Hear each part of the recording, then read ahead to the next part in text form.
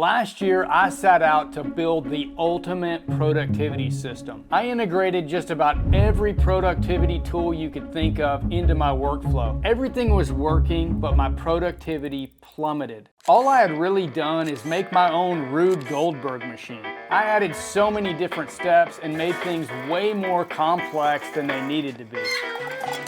I needed to simplify my system and just open the gate.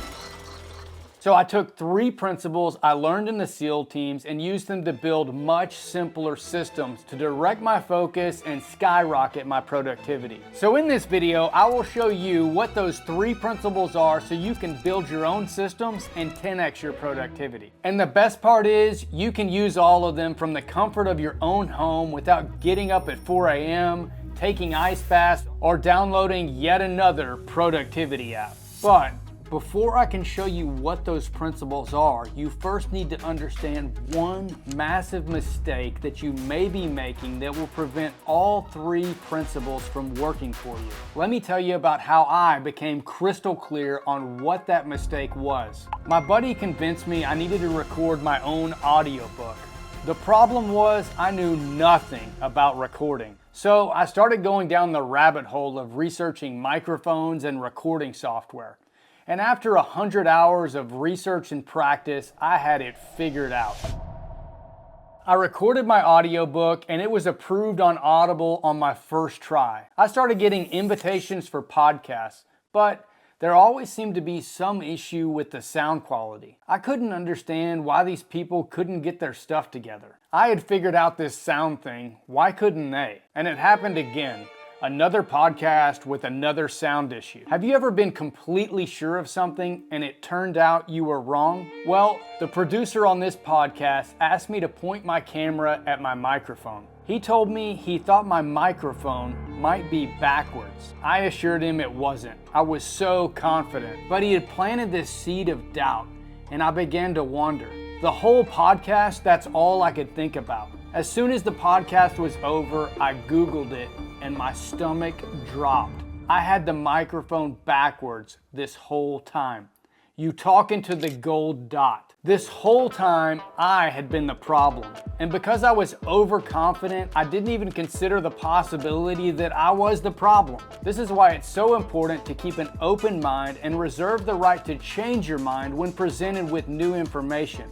So stay humble and remain coachable.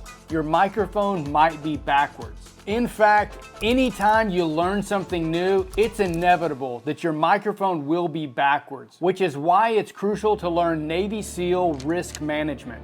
Being a SEAL was a high-risk job. Every time I left for a deployment and said goodbye to my wife and kids, in the back of my mind, I wondered if this would be the last time I saw them. And then the iPhone came out and we could FaceTime, which made deployments a little easier. So there I was in the middle of Africa and I dropped my iPhone, cracking the screen. At first it was just an annoying little crack, but each day the crack got a little bigger, and each time I used my phone it felt like I was getting little pieces of glass stuck in my finger. Then I dropped it again. It was on its last leg. I knew if I didn't get it fixed soon, it would be unusable. How would I FaceTime my kids and check in? I had 2 options. I could send it home and get my wife to have it fixed, but that would take months. Or I could try to find someone in the middle of Africa to fix it. But what are the odds on that happening? I didn't want to wait, I wanted it fixed now. So I drove to the local market and I started searching for someone who could fix iPhones. It was an endless barrage of trying to be sold everything you could imagine,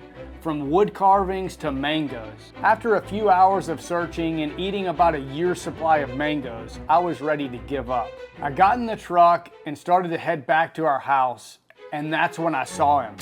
A guy on the side of the road sitting on a blanket covered in cell phone parts. This was the guy I was looking for, I just knew it. The part of Africa I was in was a former French colony, and I just happened to speak a little bit of French. At least enough to get around, order food, and things like that. So I parked the car right next to him and walked up and asked him if he could fix my phone. He said, "My friend, I can fix your phone." And to my surprise, he fixed it in about 10 minutes. When he was finished, he handed it to me and asked me if I wanted to buy a new iPhone. Curiosity got the best of me. I asked if he meant the new iPhone that had come out about a week earlier. He said yes. We agreed on a price, and 10 minutes later, a guy delivered it on a moped.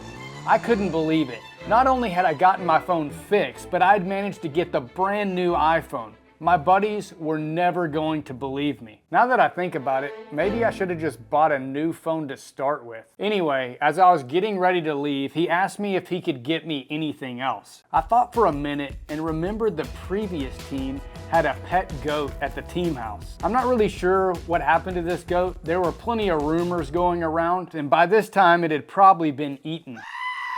I asked the guy if he could get me a pet. I was thinking a puppy or a camel would be pretty cool. He said he could get me a baby monkey. At least, that's what I thought he said. I immediately thought of the Dane Cook skit. How pumped would you be driving home from work knowing someplace in your house there's a monkey you're gonna battle?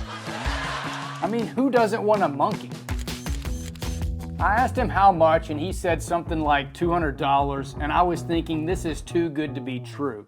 I asked him, well, how big is it? He said it was about this big, so I thought, okay, perfect. And just before I agreed, I asked one final question. How big will this monkey get? And I am so glad I asked that question. When he said 300 pounds, I realized he was talking about a baby gorilla and not the monkey that Ross had on Friends. I wanted a monkey to pretend to do battle with, not a silverback gorilla that could rip my arms off. Oh, man.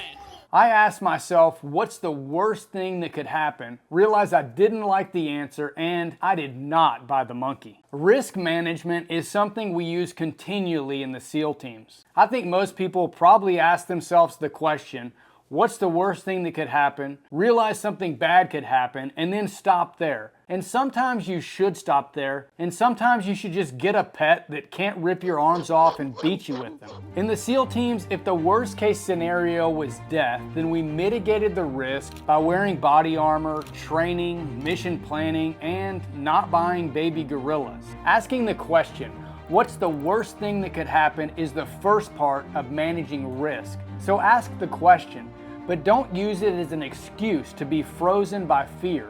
Use it as a tool to mitigate risk and keep moving. Being an optimist with your head in the sand or a naysaying pessimist will destroy your productivity. Use risk management to strike a balance between the two. So far, we've looked at the importance of humility and risk management, which lay the foundation for the final 2 points where you will really see massive results. I came across a video the other day, and this guy went up to a girl and asked her if $1 million would change her life. What would you do if you had $1 million? I couldn't help but think of all the ways $1 million would change my life. Anyway, the girl he asked said it would definitely change her life. Then he asked one final question. What if you could get $1 million today, but you wouldn't wake up tomorrow? Would you still take it? Of course she wouldn't, and neither would you. Waking up tomorrow is more valuable than any amount of money. So, if your time is your most important resource, how can you stop wasting it? Have you ever heard the definition of insanity? Doing the same thing and expecting a different result. Insanity kills our productivity. I can't count the number of times I've tried the same thing in the same way and been surprised when I got the same old outcome. Every few months, you should recapture and reallocate your resources. This includes time and money. To recapture your money, make a list of all the subscriptions you currently have and shut off the ones you aren't using or don't really need. To recapture your time, write down everything that you do for a week and cut out the things that are not productive or are not working. Then take the extra time and money and reallocate it to something that is already working well, or try something new. If you find that you have something that is working well or is at least starting to work and you don't feel like you have any time to reallocate, this is where the third principle comes into play. Imagine you were playing a game, and to win the game, you just had to get $1 from a piggy bank. Would you count out 100 pennies? or would you just grab 10 dimes or 4 quarters? Obviously, you would grab the dimes or the quarters. This is 10 or even 25 times more effective. So to be 10 times more productive in the same amount of time, you have to stop picking up pennies, which are 1x tasks, and start picking up dimes and quarters, which are 10 and 25x tasks. But you're probably wondering, how do you figure out what those are? There are 2 ways to do this. First, make a list of everything you think you need to do and then label them 1x or 10x. Then just stop doing the 1x tasks. If they were actually important, you will find out pretty quickly. Second, there may be 1x tasks that must be done, but they are eating up all your time, preventing you from focusing on the 10x tasks. In this case, you need to apply the theory of constraints. If you haven't read it, The Goal is a business novel that covers this process. It's actually a great read, and I'll link it in the description below. But essentially, you need to find your bottleneck. This is the thing that is holding you back that, if alleviated, would take your productivity to the next level. If you find a 1x task that must be done, but it is eating up all your time and resources, this is when it's time to either build a system or find a person that can do this for you. This will free up your time to focus on the next 10x task. But if you don't have the skills and discipline to execute your 10x task, you will get a 0x result. I learned a trick that helped me build my skill and discipline the fastest way possible. It worked for me in the SEAL teams, in grad school, and building my own business. So if you want to learn the trick and how to use it in your life, then watch this video next.